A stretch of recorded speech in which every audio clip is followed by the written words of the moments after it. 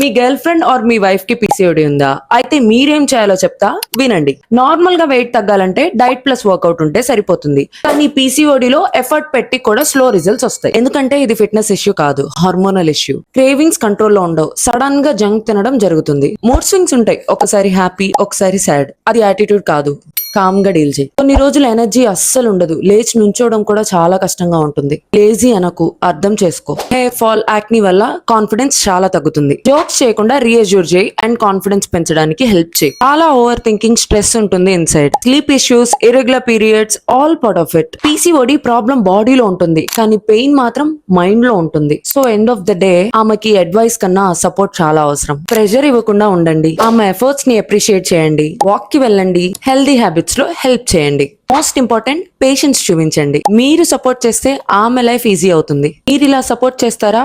Yes అని comment చేయండి. పీసీఓడిలో exact గా ఎలా హెల్ప్ చేయాలో నేను సెండ్ చేస్తా.